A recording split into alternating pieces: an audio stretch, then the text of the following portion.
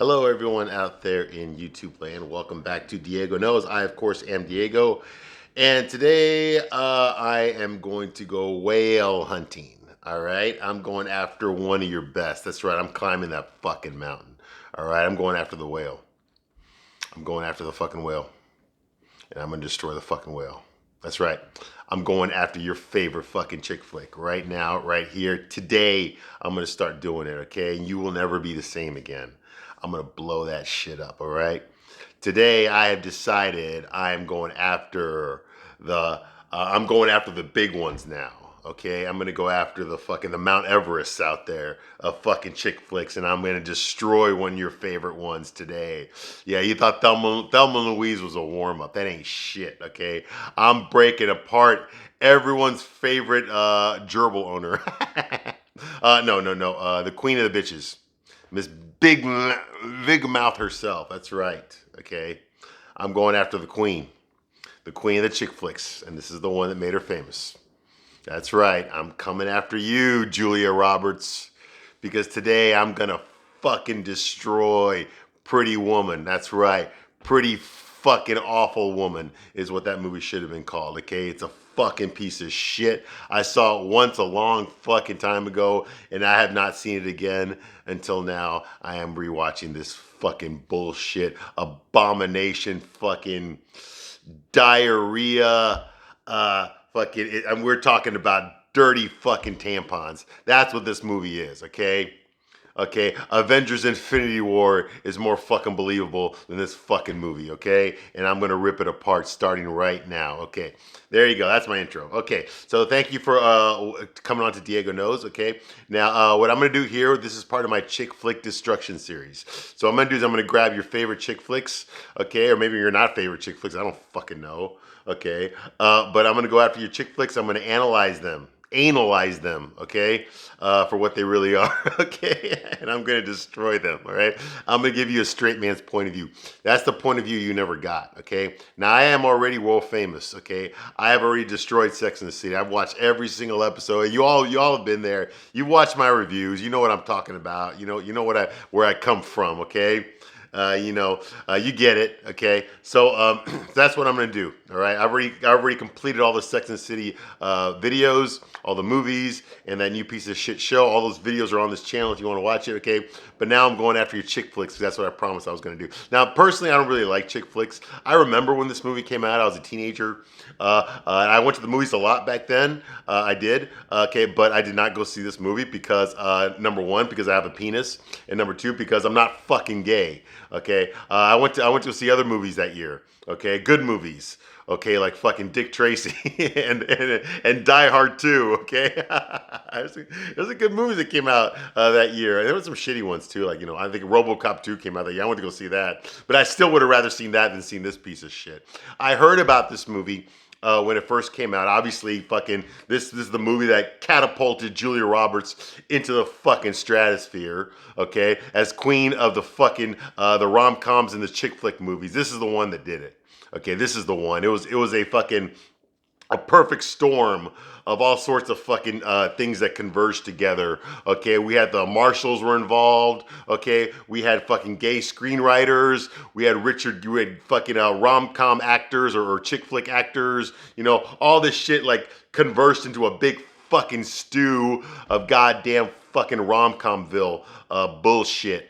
Okay, and Julia Roberts was perfect for this genre as she dominated, especially later on in her career. She dominated this genre. I would say it would be her and fucking Meg Ryan ruled the fucking 90s and the 2000s when it comes to rom-coms. They were the fucking queens. I would say I will put Julia Roberts a little bit above Meg Ryan because Julia Roberts also did like some serious dramas and stuff. Okay, whereas Meg Ryan was mostly just known for her rom-coms. Okay, yes, they both did serious stuff too. Okay, but I mean, can you really point out anything that Meg Ryan did that was just like fucking serious, Academy Award winning, serious? I mean, she did do some stuff like that, but none of it like hit the stratosphere. Whereas Julia Roberts did. She actually got nominated for fucking for her dramatic roles, not just her fucking rom-coms. And yeah, she was nominated nominated for this too. This fucking piece of shit, Pretty Woman. Oh my God. I can't believe fucking someone actually wrote this shit. Well, I'll put it to you this way. The guy that wrote this movie is the same guy that wrote fucking the Steven Seagal Under Siege movies. Yeah, both of them. Okay. And that's not even his second most famous. His most famous movie that he wrote was fucking Blank Man. Yeah, do you remember that movie? Of course you don't, okay? Because you didn't go see it, but I did go see it, okay, when it came out. Okay, that's the movie with with Damon Wayans and David Alan Grier from fucking. They just quit doing In Living Color and they decided to become movie stars, and they did a movie called Blank Man, which was like a kind of a parody of fucking of Batman and Robin from the '60s. Yeah, made a shitload of money. Everybody got nominated. No bullshit, it didn't. It was a fucking bomb, and I'm like the only guy that fucking went to go see that piece of shit movie. All right, and basically Damon Wayans was playing fucking. Basically, he was playing Handicap Man. Okay, but in a superhero suit. It was fucking disgusting. But anyway, never mind that. It's the same asshole that wrote that. His name is J.F. Lawton. He doesn't even use his full name. J.F. Lawton wrote this piece of shit, all right? And I'm going to fucking rip this thing apart. Okay, so yes, we're going after Pretty Woman, okay? We're going after it, okay? Now, I was first introduced to this movie by, there's this woman that she was my little brother had a friend's mom. Okay, so we used to go to their house every once in a while, and she was this middle-aged woman or whatever, but she would invite us over there all the time, you know. Like I said, my little brother was friends with her son. They were in the same grade. They went to school together, okay? And they were watching this movie one day on TV, and I just happened to watch it with them. And yeah, they really liked it a lot, and they were telling me about it, why it was so good and all that, and I was just like, I don't fucking get it. I don't see it. It's fucking stupid. It's a genre I would not want to watch. I just remember thinking to myself, I really want to watch Lethal Weapon. I don't want to watch this shit. You got Lethal Weapon here. Let's watch that instead. Okay, but we had to sit there and finish watching this piece of shit. Okay, and women loved it. I mean, Julia Roberts was everywhere at this time because of this movie. Okay, Richard Gere was everywhere at this time because of the success of this movie. Okay, I never really questioned why this movie was so successful or why so many women loved it or why it struck a chord. Even to this woman who was basically my adopted stepmom, you could say. Even to her, she absolutely loved this movie, and I couldn't understand why. I never questioned it. It was a genre I had no interest in. I didn't give a shit about stuff like that back then. I was a fucking teenager, you know. Of course I didn't, you know. But now that I'm older, it's not good enough for me to say, oh, a lot of women like this shit. I don't give a fuck. I don't do that anymore. Now I'm like, okay, a lot of women like this shit. Why? Why? I want to know why. Let's find out. You know, that's what I'm doing here. Okay, I'm going to re-explore this movie. And this time I'm really going to go into this movie and find out what the fuck was so special about it. I have seen this movie before. Since then, okay, when I was older, I think I saw it once, maybe in the late 90s or something, or maybe in the early 2000s. I don't fucking remember. But it didn't fucking ring any bells for me. It didn't fucking make me see the world in a different way or anything like that. It was just another fucking generic fucking rom-com piece of shit movie. And I'd seen plenty of them by that time. Okay, but I'm not going to do that this time. This time I'm going to give this movie the respect that apparently y'all think it deserves. And I'm going to fucking analyze it. And if it turns out to be good, I'm going to fucking say it's good. If it turns out to be a piece of shit that I think it is, okay, just based on my memories of this movie, okay, because like I said, I have seen it before, okay, then I'm going to call that out as well. Okay, so that's what I'm going to do here in Chick-Flick Destruction. I am going to give you a straight man's point of view. Okay, I do not censor myself here. Okay, so if you're easily offended, if you're easily triggered, get the fuck out right now. I curse a lot. I'm going to talk to you like I would talk to anybody who just watched a fucking rom-com, but I'm going to give it to you from a straight man's point of view. That's a point of view that no one ever fucking gave you, because you watch this shit with your fucking girlfriends, drunk out your ass at your bachelorette party, okay, and with your fucking gay friends, okay? There's none of that shit going on this time, all right? I'm going to give you a straight man's point of view, all right? The real question is, can you handle it? Can you handle it? We'll find out if you can, because I don't think you can, honestly. I don't. No, you women don't want to hear the truth. No, you don't. You just want to be fucking, you want to live in a fucking lollipop land where fucking street hookers, you know, can fall in love with a rich, single, straight, fucking, good looking, great in bed, no fucking kids, fucking millionaires are just fucking waiting to fucking pull up in their goddamn, Spirit Lotuses, you know, and just fucking take you for a ride and save you from your fucking horrible, fucking slutty existence. Well, it ain't gonna fucking happen. That shit just ain't gonna fucking happen, okay? Like I said, dude, I have a better chance of getting bitten by a radioactive spider and climbing and getting powers and fighting crime than I do of this shit fucking happening in real life. Okay, but let's see. All right, so let me go ahead and give you a little backstory about this movie. Okay, first of all, it came out in 1990. Like I said, I already told you who wrote it. This asshole named J.F. Lawton, who's clearly gay. I saw his picture when I Googled him. All right. So basically, this movie stars Julia Roberts. Well, it really stars Richard Gere, and Julia Roberts is the other lead. Julia Roberts was not really a big name at this time yet. This movie made her a big name, but people were aware of who she was for two reasons. Number one, because she had starred in a movie called Mystic Pizza, which is another movie I'm going to have to review here real soon. Okay, I've never seen that movie either, but that's the movie that that put her on the radar for casting directors, and people in Hollywood in general. When people ran into her, when they would see her in public place, oh, you're the girl from Mystic Pizza. Like, she was getting that. She actually did a quote once where she said she took her mom to the movies once, and when she went to the bathroom, someone in the bathroom recognized her while she was in the shitter. Hey, you were the girl in Mystic Pizza, weren't you? She's like, yeah, I was. That's when Julia Roberts realized that she was famous. Okay, and she's been addicted to fame ever fucking since. All right. So yeah, that's the movie that put her on the map as far as like who the hell she was. This movie catapulted her to A-list status. Okay. Because for the most part, she struck out on a lot of movies since this movie, but a lot of them were pretty good and kept her relevant, especially her fucking personal life. And yeah, I'm going into that fucking here too, okay? This fucking slut. Oh my fucking God. And you women look up to her? Jesus Christ. Ask Lyle Lovett what he thinks about her, okay? And that's just for starters.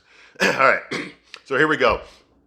So the real star of this movie is Richard Gere. Now, Richard Gere was hot commodity at this time. He'd done a lot of shit. He was very famous for American Gigolo, which is a movie I have seen, but it's been a long time. I got to watch that again, okay? It's been a long time since I've seen it, okay? I kind of forgot what happens in it. All right, so he was very famous for that. He'd done a lot of stuff, okay? This was his resurgence in popularity. He first came out like he first started acting like in the mid-'70s. He was actually in a movie with Sylvester Stallone called The Lords of Flatbush. That was the movie that had Henry Winkler in there, who played Fonzie. Fonzie, he was in that movie too as a Fonzie clone before Fonzie was even created. But Sylvester Stallone and him did not get along. They got into a fight on the set, and Stallone had him fired. So that's the reason he didn't show up in that movie. So he started peddling around. He was showing up on TV shows. He was on episodes of like fucking Kojak and shit. So he was basically starring on guest starring on TV episodes. Shit like Barnaby Jones. And fucking Streets of San Francisco, whatever the fucking acting jobs he could get. And then he started getting cast in movies. And he got cast in this movie called Officer and Gentleman. Yes, I'm going to have to review that one too. Okay, I actually like that movie though. Okay, and that one catapulted him into fucking Chic-Flick stardom. Okay, his portrayal of Zach Mayo, the OCS candidate, in training, him and Deborah Winger, who I still know as Wonder Girl. That movie. Okay, I'm gonna have to review that movie. Okay, but that catapulted him into the fucking Chick-Flick stratosphere. And that movie came out, I want to say 1980 or 1981. Love lift us up where we belong. Yeah, we've all seen that fucking movie. All right, it's a guy movie, but it's like a Chick-Flick movie, more so than a guy movie, even though it's really a guy movie. Okay.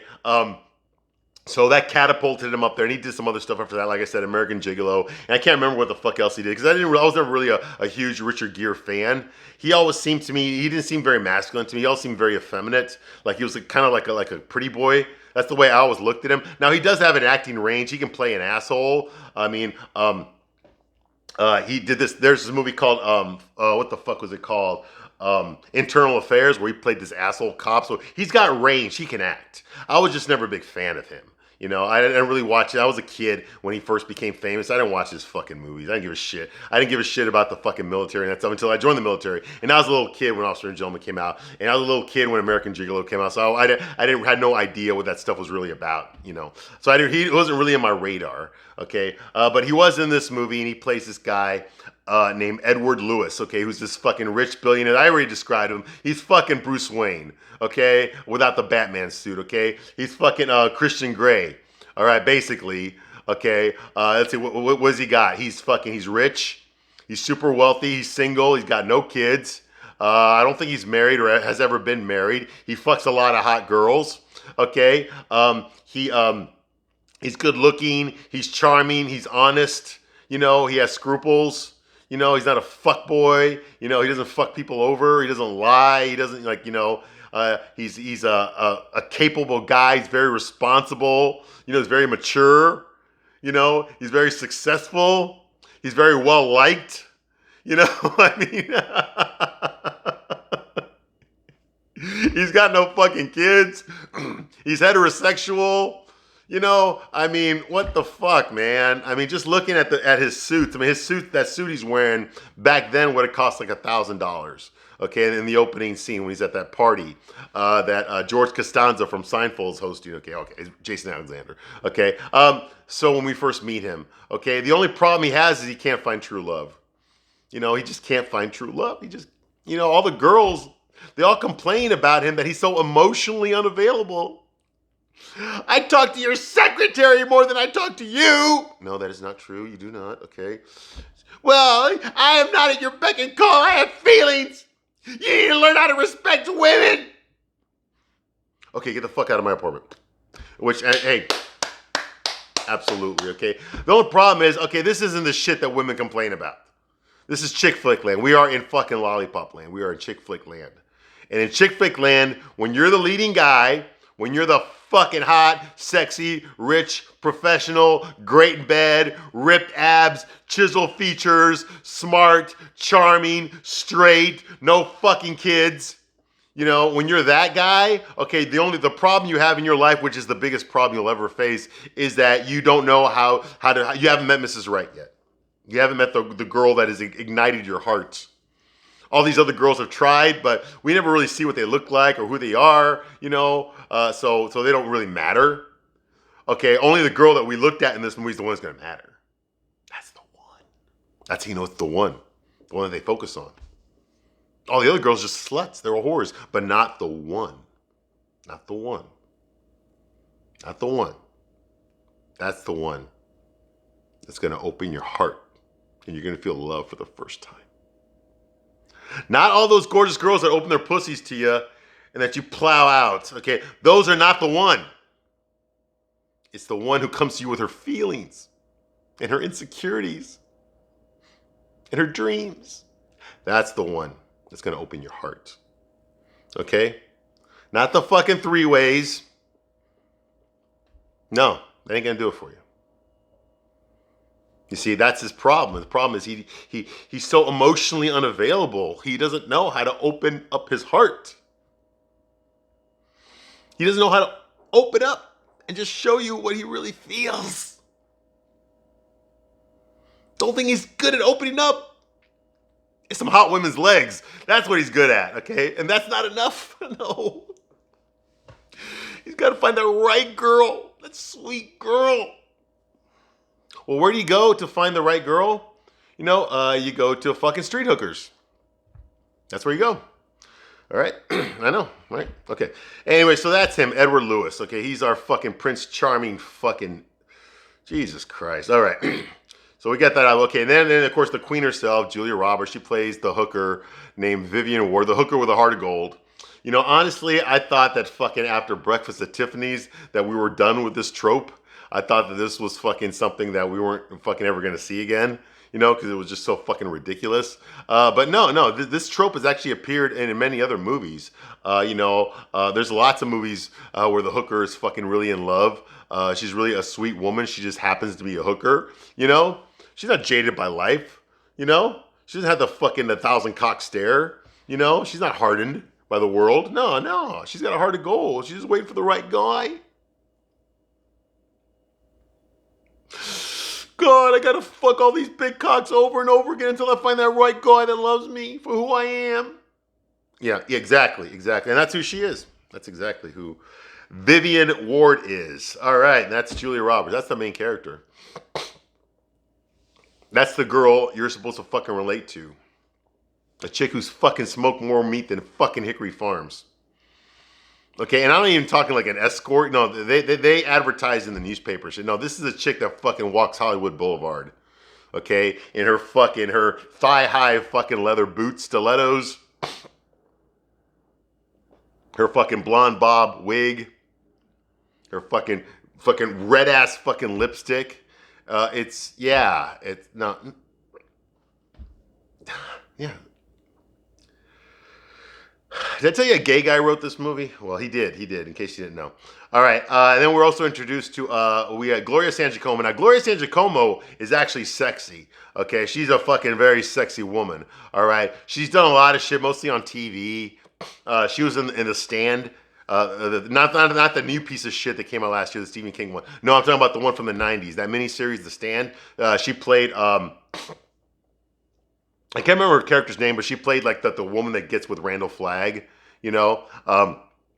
And she was so fucking sexy in that. Oh my god! Now Gloria Sangiacomo is legitimately a sexy woman. Now I know she was on some fucking sitcom, but I don't fucking know the name of it because I never fucking watched it.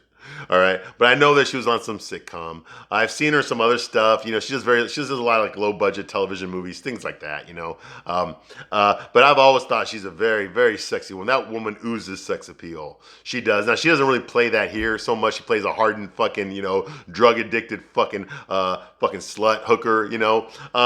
But she is sexy. You get, you put her in a dress and shit, and do her hair. The bitch is fucking sexy, and she's got tits for days. Oh my god.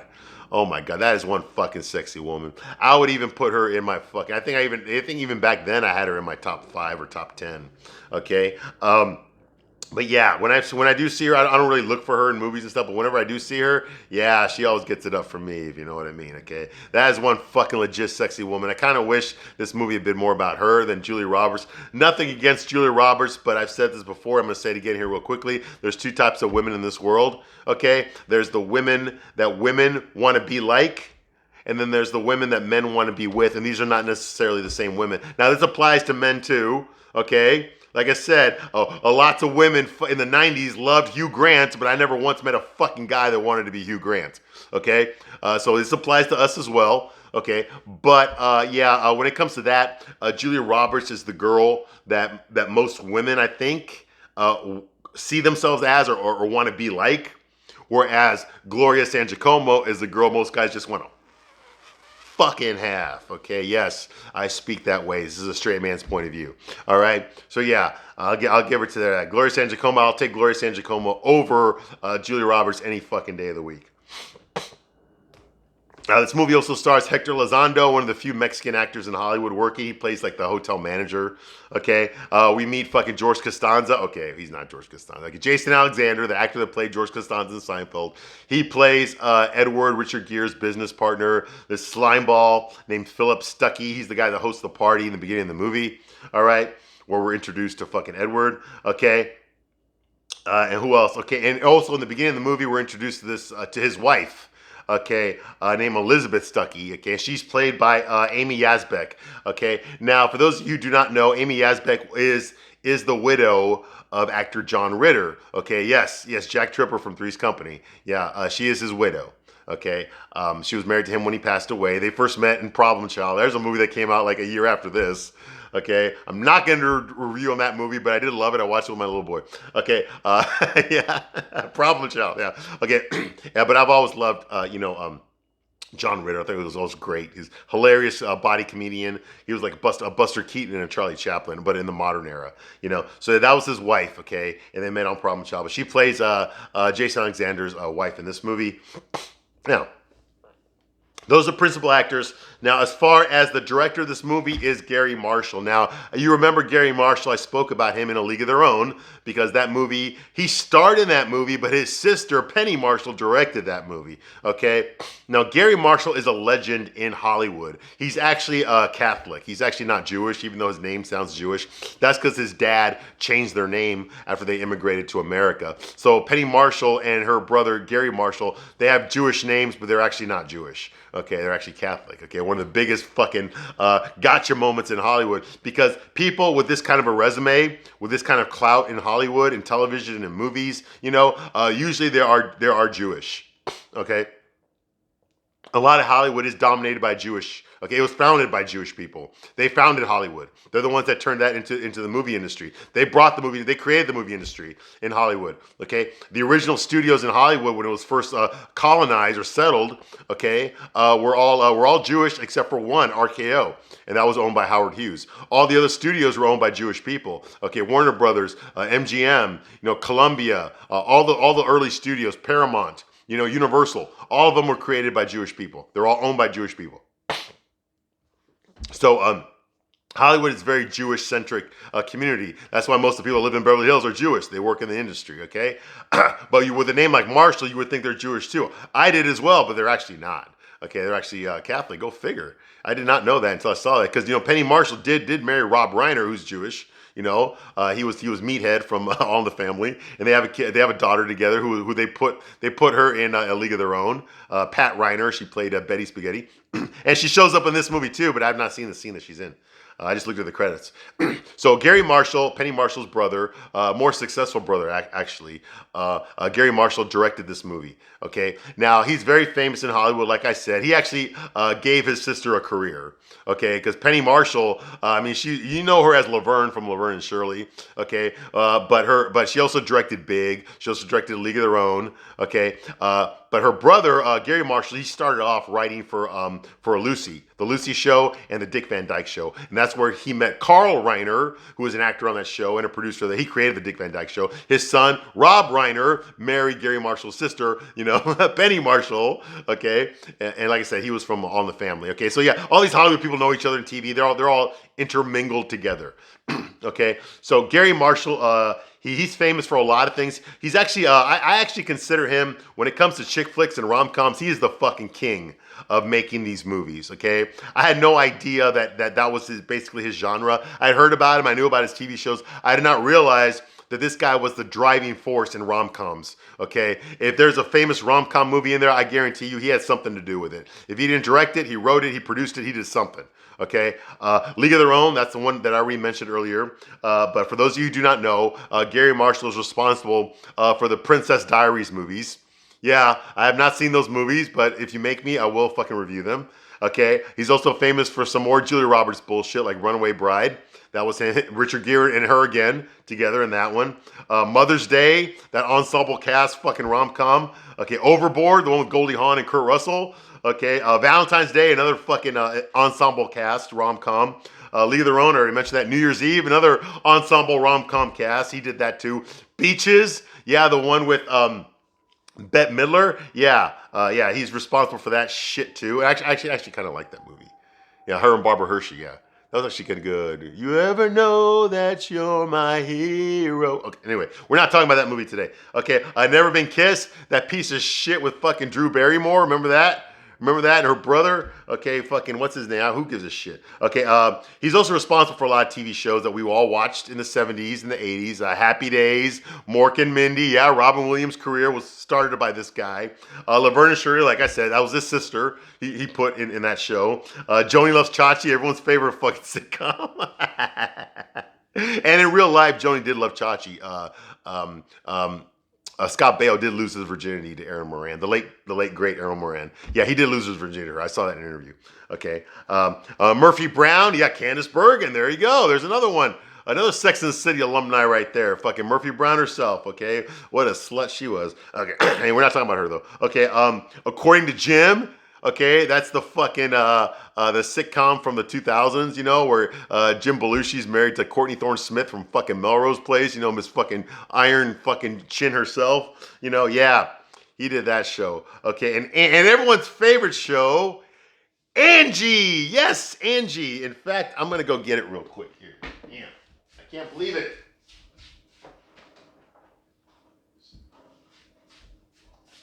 Do not tell me you never heard about this show, okay? Well, it's backwards here, but it says, I know it's reversed on here, but it says Angie on here, okay? Angie, this was you remember her? She was from Everyone Loves Raymond, and that's actually Angie right there. Her name, what the fuck was her name?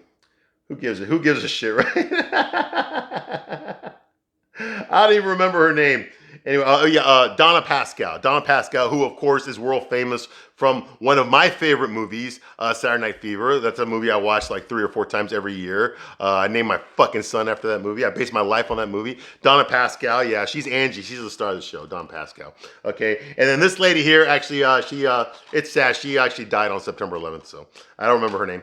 But anyway, and it starred Robert Hayes, who's famous from the Airplane movies. He played the pilot, Ted Stryker, with the drinking problem. Okay, yes, that was a wonderful show. I remember, I love it. I love the song by Maureen McGovern, who unfortunately unfortunately just recently came out as having Alzheimer's disease, which I feel bad for her, you know. But yeah, she's saying that love is sick, love it finds, love it conquers, love it binds. Yeah, Marie McGovern. Yeah, she's a great singer. Great singer. She did the Poseidon Adventure soundtrack and won a Grammy for that song, even though I fucking don't give a shit about it. Okay, but anyway, yeah, she did Angie, okay? I can't believe that Gary Marshall was involved in this because that's actually perfection. This show is fucking perfection. Angie, if you do not have it, go fucking get it. Watch every fucking episode. This movie's so fucking incredible. In fact, it's so fucking incredible that I think I've only watched like 3 episodes. And that's it. And I've had this thing for like 2 years. All right, that's how good it is. You know, you ever gone to the store and just like seen something that reminds you of your childhood? So you buy it and then you never like fucking look at it again. It's just like you're just there to be there. Yeah, it's kind of where that comes from, you know. I don't fucking know. Why the fuck did I buy that show? But I love the theme song. I'm sorry. I love Marie McGovern, you know. But anyway, yes, Gary Marshall, the guy that did this movie, did that TV show as well, which was one of the greatest shows ever made, next to Joe Millionaire and Hee Haw. Okay, so moving right along. All that kind of stuff happened. I also discovered something that he actually did there was a League of Their Own TV series. Did you know about that? Of course you did, because you didn't fucking watch it. And I didn't watch it because nobody fucking knew about it, okay? But there was a League of Their Own TV series. It got canceled halfway through the run. They never finished it. They only got 6 episodes done, and only 5 of them ever aired. Okay, it was in 1993. But they managed to get a couple of cast members from the movie in this TV show. Obviously, they did not get Madonna, Gina Davis, or Tom Hanks to reprise their roles, but they got the actress that played what was it, the bushy one, Molly Hooch, yeah, Marla Hooch. They got her in there, and of course they got Rob Reiner's daughter, Betty Spaghetti. You know, Penny Marshall's daughter. Sorry, yeah, they got her to reprise her role as Betty Spaghetti. You know, and that kind of shit. So they got a few people in there. From the movie to reprise their roles. That's it. Okay, it lasted it was 6 episodes. Got canceled after 5. All right, so there's that. All right. Now, something you probably did not know about this movie, about Pretty Woman, is that actually this movie was first offered to everyone's favorite actress from the 1980s, and that is Molly Ringwald. Yes, Pretty in Pink herself, Claire from fucking Breakfast Club. And Molly from fucking the first season of Facts of Life. Yeah, you didn't know I knew that, did you? Okay, yeah, I got the episodes right here too. Okay, anyway, yes, she was actually offered this role. Molly Ringwald, who was riding high at this time. She did all the teenage movies in the 80s. I mean, that was her. It was if John Hughes was involved, he put fucking Molly Ringwald in there. She was very famous at that time in the mid 80s, from Pretty in Pink, from Breakfast Club, and whatever the fuck else she did. I know, what's the one I'm forgetting about, where she likes the hot guy or whatever? Who gives a shit? Anyway, the point is that was 13 Candles. That's the one. That's the one I was thinking about. Okay, so she was trying to branch off into more dramatic roles, you know, because she was growing out of the whole teen idol status, and they offered her this movie, and she turned it down. She turned it down because she did not want to play a prostitute. So thereby, the role went to the next runner-up, who was Julia Roberts. Yeah, can you imagine what would have happened to Molly Ringwald if she'd gotten this role? What kind of career she would have had? Yeah, I know. Boggles the mind, doesn't it? Okay, but like I said earlier, this movie launched Julia Roberts' career into the stratosphere. She got nominated for Academy Award. She did not win, thank fucking God. Okay, but that's where we are. Okay, so now that you know the introduction about Pretty Woman, I'll be back very shortly, and we're gonna actually start talking about the movie itself and what happens in these scenes. All right. So thank you for watching this long, and I will see you very soon on part 2 of my Pretty Woman chick flick destruction. Thank you very much, and I'll see you on the next one.